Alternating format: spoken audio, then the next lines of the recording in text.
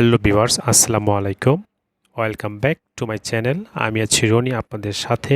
আর বন্ধুরা, আজ আমরা দেখব কি করে ড্রপ ডাউন কোয়েশ্চেন তৈরি করা যায়, কি করে ড্রপ ডাউনের কাজ করা যায়, কি করে ডাটা ভ্যালিডেশনের কাজ করা যায়, সেটা আজকে আমরা দেখব।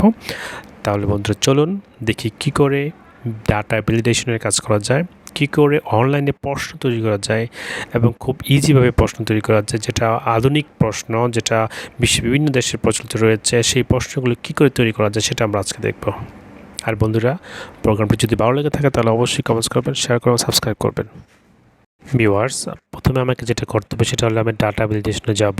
ডাটা ভ্যালিডেশনে ক্লিক করলাম। এই ডায়লগ বক্সটা যখন আসবে তখন এখানে লিস্টে ক্লিক করব। ক্লিক করার পরে আমি ওকে দিব।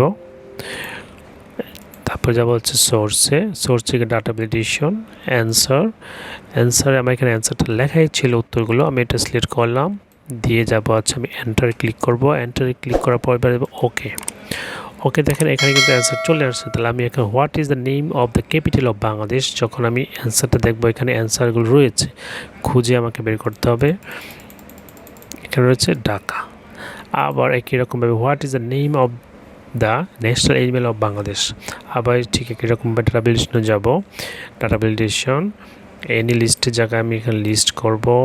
তারপরে এখানে আমি সোর্সে গিয়ে ডাটা ভ্যালিডেশন, এখানে অ্যান্সার 2তে আমার সেই উত্তরগুলো দেওয়া আছে, আমি এখান থেকে এই পর্যন্ত সিলেক্ট করলাম, তারপরে এন্টার, তারপরে এবার দেবো হচ্ছে ওকে। দেখেন এখানে চলে আসছে। তাহলে এখানে আমি এখন এই যে পাশে যেই ড্রপ ডাউন চিহ্নটা রয়েছে সেখানে আমি ক্লিক করব। ক্লিক করে রয়্যাল বেঙ্গল টাইগার সিলেক্ট করব। তাহলে এখন চলে আসলো রয়্যাল বেঙ্গল টাইগার।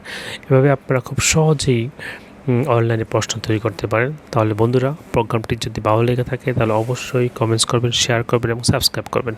আমি আপনাদের জন্য সুবিধার জন্য আরেকবার দেখাচ্ছি। ডাটা ভ্যালিডেশনে যাব, গিয়ে ডাটা ভ্যালিডেশন এই ডায়লগ বক্স যখন আসবে এখানে লিখতে হবে লিস্টে গিয়ে এখানে যখন এই সোর্স লেখা আছে, সোর্স থেকে আপনার অ্যান্সারটা যেখানে লেখা আছে সেটা আপনি জাস্ট খালি লিঙ্ক করে দিবেন, ওকে দিবেন, হয়ে যাবে। তো ভিউয়ার্স, এভাবে আপনারা খুব সহজেই এই কোয়েশ্চেন বা অ্যান্সারগুলো তৈরি করতে পারেন। তাহলে বন্ধুরা, আজ এ পর্যন্তই। আল্লাহ হাফেজ, আসসালামু আলাইকুম।